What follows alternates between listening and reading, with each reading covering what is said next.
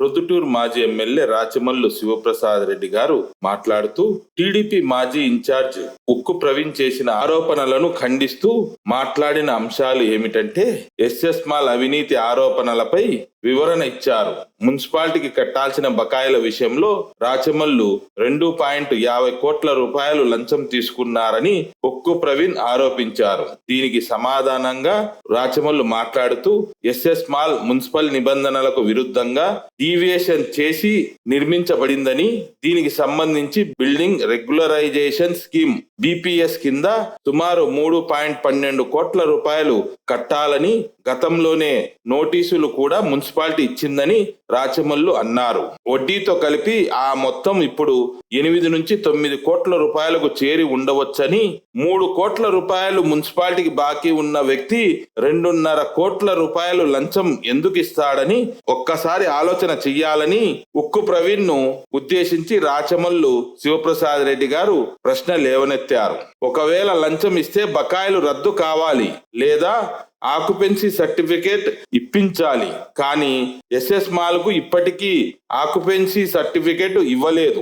బకాయిలు కూడా ఇంకా పెండింగ్ లోనే ఉన్నాయి. అలాంటప్పుడు లంచం అనే అంశము ఇక్కడ ప్రశ్నే కాదు. లంచం తీసుకుంటే మున్సిపాలిటీ బకాయిలు రద్దు చేయాలి కదా. ఒక్కసారి ఉక్కు ప్రవీణ్ తర్కంతో ఆలోచన చెయ్యాలని రాచమల్లు శివప్రసాద్ రెడ్డి గారు హితబోధ చేశారు. ఎస్ఎస్ మాల్ యాజమాన్యం వరదరాజులరెడ్డి కుమారుడు కొండారెడ్డి మరియు వారి అనునేయులదని రాచమల్లు స్పష్టం చేశారు. ఉక్కు ప్రవీణ్ నిజంగా చిత్తశుద్ధి ఉంటే తన సొంత పార్టీ నేత అయిన వరదరాజుల రెడ్డిని కానీ లేదా కొండారెడ్డిని గాని ఆ బకాయిలు కట్టమని గట్టిగా ప్రశ్నించాలి. కానీ ప్రతిపక్ష నాయకుడైన రాచమల్లుపై నిందలు వేయడం సరికాదని రాచమల్లు అభిప్రాయపడ్డారు. బీపీఎస్ డబ్బులు కట్టకపోతే ఎస్ఎస్ మాల్ ను సీజ్ చేయడం వల్ల మున్సిపాలిటీకే నష్టం వాటిల్లుతుందని, ఎందుకంటే అక్కడ ఉన్న షాపుల ద్వారా వచ్చే నెలవారీ పన్నులు ఆగిపోతాయని రాచమల్లు వివరించారు.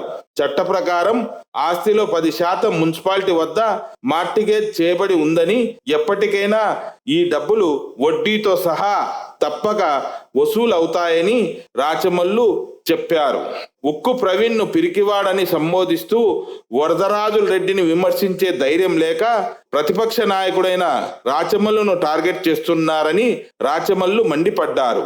ప్రస్తుతం టీడీపీ అధికారంలో ఉంది కాబట్టి లోకేష్ ద్వారా కలెక్టర్కు ఆదేశాలు ఇప్పించగలిగితే ఉక్కు ప్రవీణ్ తప్పకుండా ఆ బకాయిలను వసూలు చేయించచ్చని, ఉక్కు ప్రవీణ్ ఆ దిశగా ప్రయత్నాలు చేయాలని రాచమల్లు రూట్ మ్యాప్ చెప్పారు. అబద్ధం అనేది నిజం యొక్క బట్టలు వేసుకొని ఊర్లో తిరుగుతూ అందరినీ నమ్మిస్తుందని, కానీ నిజం నగ్నంగానే ఉంటుందని, అందుకే పెద్దలు నగ్న సత్యం అని అంటారని రాచమల్లు సత్యం నగ్న సత్యం కథను వివరించారు. రాచమల్లు రాజకీయ జీవితం ఒక తెరిచిన పుస్తకం లాంటిదని, అబద్ధపు ప్రచారాలను ప్రజలు నమ్మవద్దని విజ్ఞప్తి చేశారు. తన కుమార్తె పెళ్లి విషయంలో కూడా చేసిన వ్యక్తిగత విమర్శలను విమర్శ చేసిన వారి సంస్కారానికే వదిలేస్తున్నానని రాచమల్లు శివప్రసాద్ రెడ్డి గారు అన్నారు. అభివృద్ధిని అడ్డుకున్నానన్న ఆరోపణల్లో ఏమాత్రం వాస్తవం లేదని, ప్రొద్దుటూరు నియోజకవర్గంలో రాచమల్లు హయాంలో వైఎస్ జగన్మోహన్ రెడ్డి గారి ప్రభుత్వంలో చేసిన అభివృద్ధి పనులే మాట్లాడుతున్నాయని, అవసరమైతే ఉక్కు ప్రవీణ్ తన కుటుంబ సభ్యులు కూడా తాను చేసిన అభివృద్ధి పనులతో మాట్లాడవచ్చని, ఉదయం లేచినప్పటి నుంచి తాత్కాలిక కూరగాయల మార్కెట్ నుంచి మైదుకూరు రోడ్డు గుండా ప్రయాణం చేసినా తను చేసిన అభివృద్ధి మాట్లాడుతుందని, అలాగే ప్రతిరోజు మైలవరం డ్యాం నుంచి వస్తున్నటువంటి మంచినీళ్లతో కూడా తను చేసిన అభివృద్ధి ఏమిటో ఉక్కు ప్రవీణ్ కుటుంబ సభ్యులు మాట్లాడవచ్చని, ఇంకా పలు రాచమల్లు హయాంలో చేసినటువంటి అభివృద్ధి పనుల గురించి ప్రస్తావిస్తూ రాచమల్లు సుదీర్ఘమైనటువంటి వివరణ ఇచ్చారు. ఇంకా రాచమల్లు ఏమన్నారో ఆయన మాటల్లోనే ఈ పూర్తి వీడియోను చూసి వీక్షకులు తెలుసుకోవాలని విజ్ఞప్తి చేస్తున్నాం. రాష్ట్ర ప్రజలందరికీ ప్రొద్దుటూరు నియోజకవర్గం నుంచి వైఎస్ఆర్ కాంగ్రెస్ పార్టీపై గురించి హృదయపూర్వక నమస్కారాలు తెలియజేస్తూ, ఎప్పటికప్పుడు ఈ రాష్ట్రంలో ప్రజల సమస్యలను తప్పుదావ పట్టించేదానికి, వారి కష్టాలను బైపాస్ చేసేదాని కోసం డైవర్షన్ పాలిటిక్స్ కు తెరదీసింది. గత 1.5 సంవత్సరంగా ఈ ప్రభుత్వం వచ్చిన ఒక 6 నెలల నుంచి స్టార్ట్ చేసింది డైవర్షన్ పాలిటిక్స్. ఏదో ఒక రూపంలో ఎప్పుడో ఒకసారి ప్రజలకు ఏ కష్టం వస్తే ఇంకొకటి తీసుకొచ్చి పెట్టేది. ఆ ఇంకొకటి తీసుకొచ్చి పెట్టే ప్రతిసారి జగన్మోహన్ రెడ్డి గారి పేరు చొప్పించాలా, జగన్మోహన్ రెడ్డి గారికి బురదన్న బుయ్యాలా, రక్తమన్న బుయ్యాలా, ఏదో ఒకటి ఒక మరకైతే ఆయనకు పూసి వీళ్ళ మరకల నుంచి తప్పించుకునే దానికి ప్రయత్నం చేస్తారు పెద్దబాబు చిన్నబాబు. వాస్తవానికి రాష్ట్రంలో అయితే ఆరోగ్యశ్రీ అటకెక్కింది. ఫీజు రియంబర్స్మెంట్ కు ఫీజులు కట్టే పరిస్థితి లేదు. రైతుల బాధలు వర్ణనాతీతం. ఉద్యోగస్తులకు నొప్పులు, నిరుద్యోగులకు నిట్టూర్పులు, మహిళలది అసలుగైతే చెప్పడానికి వెళ్ళిదానంతా పెదవీరుపు మాటలు. ఇన్ని రకాల కష్టాలతో ఇన్ని రకాల మనుషులు ఈ రాష్ట్రంలో ఈ ప్రభుత్వాన్ని విమర్శిస్తా ఉంటే వీటిని తప్పుదోవ పట్టించడానికి జగన్మోహన్ రెడ్డి గారిని ఉపయోగించుకోవాలి. ఇప్పుడు లేటెస్ట్ గా కొత్తగా తీసుకొచ్చినారు ఈ రోజు వాళ్ళ ఎమ్మెల్సీలతోనూ వాళ్ళ మంత్రులతోనూ సోషల్ మీడియాతోనూ చంద్రబాబు నాయుడు గారి యొక్క పల్లకీని మోసే డోలీలు ఎవరైతే ఉంటారో వాళ్ళతో మొదలు పెట్టినారు సోషల్ మీడియాలో. అందుకు ఏంది వాళ్ళు ఈరోజు తీసుకొచ్చినదంటే ఆశ్చర్యం కలిగేది. అసలు ఇంత అసహ్యకరమైన రాజకీయాలు చేస్తారా, ఇంత బురద జల్లే ప్రయత్నంలో ఎంత నీచానికైనా దిగజారిపోతారా అనిపిస్తుంది. వాళ్ళు ఏంది ఈరోజు చేస్తారు లేదంటే కన్నా 2021 సంవత్సరంలో బ్లడ్ స్టాండర్డ్స్ అనే ఒక పుస్తకం రాసినాడు ప్రముఖ సీనియర్ జర్నలిస్ట్ ఉడుగుల సుధాకర్ రెడ్డి. ఎర్రచంద్రానికి సంబంధించి రాసినాడు బ్లడ్ స్టాండర్డ్స్ అని చెప్పి. అది 2023 సంవత్సరంలో ప్లానెట్ కిల్లర్స్ పేరుతో ఒక ఇన్వెస్టిగేషన్ ఛానల్ ఒక డాక్యుమెంటరీ తీసింది 2023 సంవత్సరంలో. దీని ఈ ఉడుగుల సుధాకర్ రెడ్డి సీనియర్ జర్నలిస్ట్ రాసిన పుస్తకం ఆధారం ప్రకారం 2023 సంవత్సరంలో ఒక డాక్యుమెంటరీ. ఆ డాక్యుమెంటరీలో ఎక్కడే గాని జగన్ గారి పేరు గాని జగన్ గారి ఫోటో గాని ప్రస్తావన గాని లేదు. ఇప్పుడు కొత్తగా ఈ పచ్చమూకల యొక్క కుతంత్రంతో వీరి కుట్రలతో ఇప్పుడు కొత్తగా డిస్కవరీ అనే ఒక మళ్ళీ డాక్యుమెంటరీ తయారు చేస్తున్నారు. ఇప్పుడు మళ్ళీ కొత్తగా ఆ డాక్యుమెంటరీ పేరు కూడా ఏంటంటే కన్నా జావా డిస్కవరీ. ఈ జావా డిస్కవరీ అనే ఈ ఛానల్ ద్వారా ఏవైతే డాక్యుమెంటరీ కథనం తయారు చేసినారో దీంట్లో ఉన్నట్టుండి జగన్ గారి ఫోటో, జగన్ గారి ప్రమేయము ఇవన్నీ తీసుకొచ్చి పెట్టినారు. ఎవరికి? కొల్లం గంగిరెడ్డి ఎర్రచందనం స్మగ్లర్ ఎవరైతే ఉన్నారో కొల్లం గంగిరెడ్డి, ఆయనకు జగన్మోహన్ రెడ్డి గారికి కనెక్షన్ కుదురుస్తూ వేరే ఫోటోలు తీసుకొచ్చి మార్ఫింగ్ చేసి ఈ కథనంలో ఈ డాక్యుమెంట్ లో పెట్టి ఇప్పుడు మళ్ళీ ఒక స్టేట్మెంట్ వాళ్ళ ఎమ్మెల్యేలతోనో వాళ్ళ ఎమ్మెల్సీతోనో ఏమని ఒక గొడ్డలి పార్టీ, ఒక మాఫియా పార్టీ, ఒక ఎర్రచందనం పార్టీ, జగన్మోహన్ రెడ్డి క్రిమినల్, ఇష్టం వచ్చినట్టు మాట్లాడుతున్నారు. వాస్తవానికి అయితే నిజానికి మేము మాట్లాడాల్సి వస్తే గన తెలుగుదేశం పార్టీ ఒక వెన్నుపోటు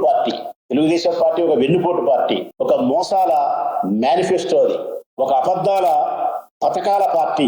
పెదబాబేమో 420, చిన్నబాబేమో రెడ్ బుక్ రాజ్యాంగానికి అధ్యక్షుడు. వీళ్ళు మాట్లాడేది మాత్రం ప్రతిరోజు నీతి మాటలే మాట్లాడతారు. ప్రతిరోజు జగన్మోహన్ రెడ్డి గారిని ఈ రాష్ట్ర ప్రజల హృదయాలలో బలహీనపరిచే ప్రయత్నం చేస్తారు. కొల్లం గంగిరెడ్డి గురించి మాట్లాడే ముందు వీరు గురివిందగించి సామెతను కూడా అర్థం చేసుకోవాలా. రాయచోటి తాలూకా సుండుపల్లి మండలం దేశమందరికీ తెలిసిన వాడే మహేష్ నాయుడు. ఈరోజు కొత్తగా ఏదో ఈ మీడియా కోసం మాట్లాడేది కాదు. ఏ పేపర్ తిరిగేసినా, ఏ ఛానల్లో ఆనాడు చూసినా, ఎవరి నోట్లో మాట్లాడినా మహేష్ నాయుడు పెద్ద ఎర్రచందనం స్మగ్లర్. అంతర్జాతీయ స్థాయిలో స్మగ్లింగ్ గ్యాంగులతో సంబంధం ఉండేవాడు మహేష్ నాయుడు. ఆనాడు అరెస్ట్ చేసి 2014లో అరెస్ట్ చేసినారు. 1 సంవత్సరం రోజులు కడప జైల్లో పెట్టారు, పీడీ యాక్ట్ పెట్టి. చాలా కేసులలో ముద్దాయి ఆయన. ఈయన ప్రముఖ తెలుగుదేశం పార్టీ నాయకుడు, నేడు అధికార రాష్ట్ర ప్రతినిధి తెలుగుదేశం పార్టీకి. ప్రజలారా, అంతర్జాతీయ స్థాయిలో ఎర్రచందనం స్మగ్లర్ అయినటువంటి మహేష్ నాయుడు ఈనాడు తెలుగుదేశం పార్టీకి రాష్ట్ర అధికార ప్రతినిధి. నేను ఎట్లయితే వైఎస్ఆర్ కాంగ్రెస్ పార్టీకి రాష్ట్ర అధికార ప్రతినిధినో నాలాగే ఆయన అధికార ప్రతినిధి. నేనేమో సామాజిక సేవలో ఉండా, ఆయనేమో ఎర్రచందనం సేవలో ఉన్నాడు. అటోడు చంద్రబాబు నాయుడుకు ముఖ్య అనుచరుడు. ఇటోళ్ళందరినీ చుట్టూ పెట్టుకుంటారు. స్టాంపులు, నకిలీ స్టాంపులు తయారు చేసే వాళ్ళని పెట్టుకుంటారు. ఇంకా చాలా స్మగ్లింగ్ చేసే వాళ్ళని పెట్టుకుంటారు చంద్రబాబు నాయుడు. ఎన్నో హత్యలు చేసే వాళ్ళని పక్కన పెట్టుకుంటారు. వాళ్ళ గురించి మాట్లాడారు. అసలు కొల్లం గంగిరెడ్డికి జగన్మోహన్ రెడ్డి గారికి ఏమి సంబంధం ఉంది? రాజారెడ్డి కాలం నాటి మనిషి కొల్లం గంగిరెడ్డి. రాజశేఖర రెడ్డి కాలం నాటికి సమాప్తమైన మనిషి. 20 సంవత్సరాలుగా అతను రాజకీయాలకు గాని, కడప జిల్లాలో గాని, ప్రజలకు గాని ఎవరికి పరిచయం లేని వ్యక్తి. పరిచయమే లేదు. ఆ రాజంపేట ఏరియాలో ఉండే వాళ్ళకి మాత్రమే తెలుసు తప్ప కడప జిల్లాలో ఎవరికి కొల్లం గంగిరెడ్డి తెలియదు. 20 సంవత్సరాలు అయింది. చాలా సంవత్సరాలు అతను జైల్లో కూడా ఉన్నాడు. మాకు మా పార్టీకి ఏమాత్రం సంబంధం లేని వాడు. జగన్మోహన్ రెడ్డి రాజకీయాల్లోకి వచ్చినప్పటి నుంచి మేము ఉన్నాం. నేను ఏ రోజు చూడలే కొల్లం గంగిరెడ్డిని జగన్మోహన్ రెడ్డి గారి పార్టీలో గాని, పార్టీ కార్యక్రమాలు గాని, ఆయన దగ్గర గాని. వాళ్ళన్న బ్రహ్మానంద రెడ్డి ఎస్ ఒక రాజకీయ నాయకుడు, మా పార్టీలో కొనసాగినాడు, ఆయనకు మాకు సంబంధాలు ఉన్నాయి. ఆయన సోదరులతో మాకే సంబంధాలు లేవు. కానీ ఈ డిస్కవరీ ఈ దాంట్లో ఛానల్లో మాత్రం కథనం తీసుకొస్తారు. ఈ డాక్యుమెంటరీ కథనం మాత్రం తీసుకొచ్చి దాంట్లో జగన్ గారు ఫోటో పెట్టేది కొల్లంగా గిరిటి అనేది గొడ్డలి పార్టీది. మళ్ళీ ఆమె మాట్లాడుతుంది ఎమ్మెల్సీ వివేకానంద రెడ్డి హత్య కేసులో ప్రధాన నిందితుడు ఈ గంగిరెడ్డి అంట. ఈ గంగిరెడ్డి ఆ గంగిరెడ్డి ఒకటి కాదమ్మా అనే విషయం కూడా వీళ్ళకి తెలియదు. కడపలో నేను హత్య జరిగితే దస్తగిరి చనిపోతే ఆ దస్తగిరి ఈ దస్తగిరి ఒకటి మాట్లాడుతుంది ఇన్ఛార్జి మంత్రి. అంటే వీళ్ళ కళ్ళకు బయలు కమ్మినాయంగా ఎవరన్నా చచ్చిపో, ఎవరన్నా బతుకో, ఎవరన్నా నేరం చేయి, అది తీసుకొచ్చి గబక్కన జగన్మోహన్ రెడ్డి గారికి ప్యాచప్ చేయాలా. కడపలో దస్తగిరి చచ్చిపోతే పులిందుల దస్తగిరి, కొల్లం గంగిరెడ్డి అంటే ఈ ఎర్రగంగిరెడ్డి హత్య కేసులో వివేకానంద కేసులో హత్యలో ఎర్రగంగిరెడ్డి అయితే ఆ ఎర్రగంగిరెడ్డి. మీకు నాలెడ్జ్ లేదు, వాస్తవ రాజకీయ పరిస్థితులు అవగాహన లేదు. మీకుండేది ఒకటే, చంద్రబాబు నాయుడు చెప్పినాడు, పెదబాబు చిన్నబాబు చెప్పినాడు, ఏం జరిగినా తీసుకొచ్చి జగన్మోహన్ రెడ్డి గారికి లింకప్ చేసి ఇంత నోట్లు వేసుకొని మాట్లాడాలా. వలన ప్రజలలో మీరు ఎంత అప్రతిష్ట పాలైపోతున్నారు, ఎంత మీరు అసహ్యపరమైన పరిస్థితులు అయిపోతారో మీరు అర్థం చేసుకునే పరిస్థితుల్లో లేరు. మీరు అసలు వాస్తవానికి నిజాయితీగా మాట్లాడాలంటే కదా ఒకసారి ఈనాడు పత్రికలు తిరగవేయండి ప్రజలారా. నేను తిరిగేసిన ఈనాడు పత్రికలు. పురంధేశ్వరి గారి భారతీయ జనతా పార్టీ రాష్ట్ర అధ్యక్షురాలుగా పురంధేశ్వరి గారు కొనసాగిన మన్నటి వరకు భారతీయ జనతా పార్టీలో గంగిరెడ్డి చేరుకున్నాడు. విజయవాడ కూడా పోయినాడు. ఆయన భార్య కుటుంబ సమేతంగా పోయినాడు. స్వయంగా ఆయన ఈనాడు పేపర్ ప్రకటన చేసేవాడు, నేను భారతీయ జనతా పార్టీలో చేరుతానని చెప్పి. వాళ్ళు భారతీయ జనతా పార్టీ వాళ్ళు కూడా చెప్పినారు. లాస్ట్ మూమెంట్ లో ఏదో కారణాల చేత పార్టీలో చేరకపోయిండొచ్చు, కానీ వాళ్ళు ఆహ్వానించి చేరుతామని చెప్పి రకరకాలు జరిగి మరి ఎక్కడ పంపకాల దగ్గర వాటాలు వచ్చినాయో, మరి ఎక్కడ వాటాల పంపకాలలో ఏమి ఇబ్బందులు వచ్చినాయో మాకు తెలియదు. కానీ అతను భారతీయ జనతా పార్టీకి దగ్గరైనటువంటి వ్యక్తి కొల్లం గంగిరెడ్డి. అతను తీసుకొచ్చి జగన్మోహన్ రెడ్డి గారికి లింకప్ చేయాల్సిన అవసరం. మహేష్ నాయుడు అనే వాడు పూర్తిగా అంతర్జాతీయ ఎర్రచందనం స్మగ్లర్, రాష్ట్ర అధికార ప్రతినిధి. దీని గురించి మాట్లాడరా మీరు? ఇట్లా జాబితా చెప్పాల్సి వస్తే ఎర్రచందనం స్మగ్లర్స్ కానీ, రిజిస్ట్రేషన్ స్టాంపులకు సంబంధించి కానీ, లేకుంటే భూములకు సంబంధించి కానీ, లేకపోతే హత్యలకు సంబంధించి కానీ, లేకుంటే ఆర్థిక నేరాలకు సంబంధించి కానీ అనేక రకాల నేరాలతో సంబంధం ఉండేవాళ్ళు చంద్రబాబు నాయుడు చుట్టూ పదుల సంఖ్యలో, వందల సంఖ్యలో ఉన్నారు.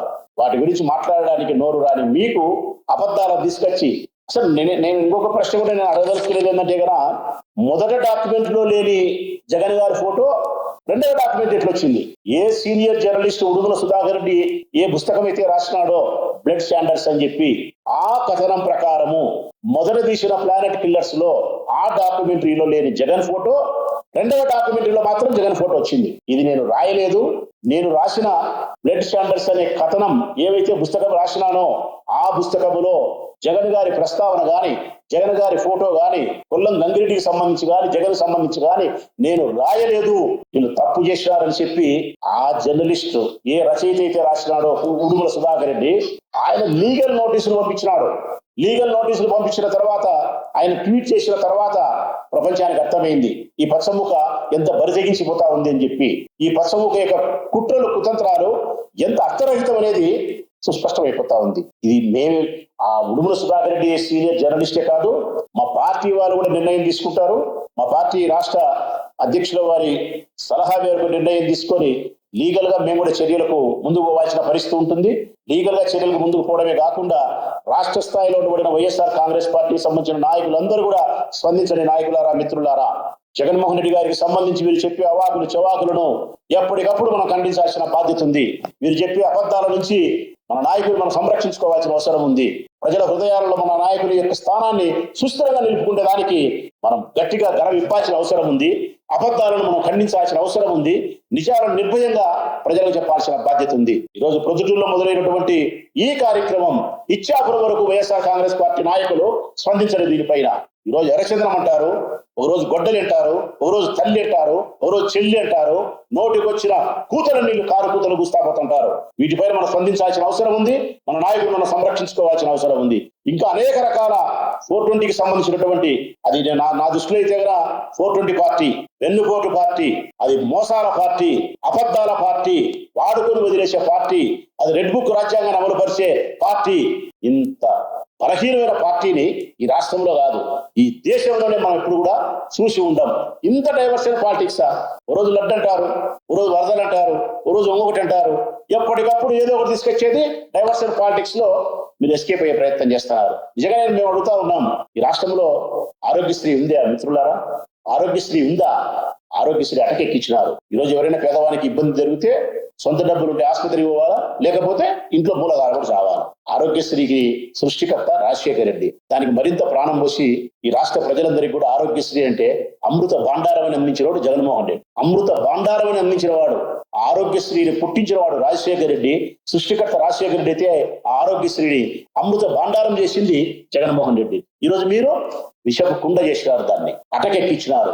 పేదవాళ్ళ యొక్క ప్రాణాలతో చెలగాటమాడుతుంది ఈ ప్రభుత్వం. ఫీజు రియంబర్స్మెంట్ అద్భుతమైనటువంటి పథకాన్ని రాజశేఖర రెడ్డి తీసుకొచ్చినాడు.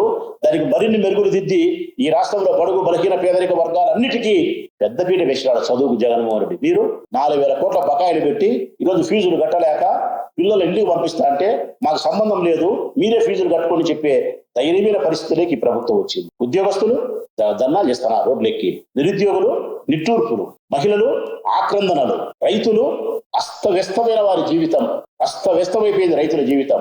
ఇన్ని కష్టాల మధ్య, ఇన్ని ఇబ్బందుల మధ్య ఈ రాష్ట్రం కొట్టుమిడతా ఉంటే వాటి మీద దృష్టి పెట్టాల్సినటువంటి ఈ రాష్ట్ర ప్రభుత్వం చంద్రబాబు నాయుడు గారు వాటి మీద దృష్టి పెట్టారు. వాటిని పరిష్కరించే ప్రయత్నం చేయరు. రైతుల కష్టాలు తీర్చరు. పిల్లల విద్యకు ఉపయోగపడరు. మహిళల యొక్క సంక్షేమ పథకాలకు ఉపయోగపడరు. ఉద్యోగస్తుల హామీలను అమలుపరచరు. నిరుద్యోగులకు ఉపాధి ఉద్యోగ కల్పన కల్పించరు.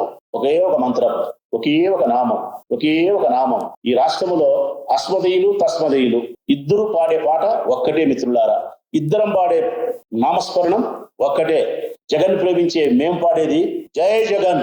జగన్మోహన్ రెడ్డి వ్యతిరేకించే చంద్రబాబు నాయుడు ఈ పచ్చముఖ స్మరించేది కూడా జై జగనే. కాకపోతే మేము జై జగన్ అంటున్నాం, మీరు మరొక రూపంలో జగన్ను నామస్మరణ చేస్తున్నారు. ఏదేమైనప్పటికీ ఈ రాష్ట్రమంతా జగన్మోహన్ రెడ్డి గారి పేరే స్మరించే పరిస్థితి. ప్రేమతో మేము స్మరిస్తున్నాం, అసూయాగ్రస్తులై ద్వేషంతో మీరు ద్వేషిస్తున్నారు. ఏది ఏమైనప్పటికీ జగన్మోహన్ రెడ్డి గారి పాత్ర ఈ రాష్ట్రంలో ఎప్పటికీ అవసరమే. ఈ రాష్ట్రం యొక్క దశ దిశ నిర్దేశానికి జగన్మోహన్ రెడ్డి గారి నాయకుడు ఎప్పటికీ మనకు అవసరమే మిత్రులారా.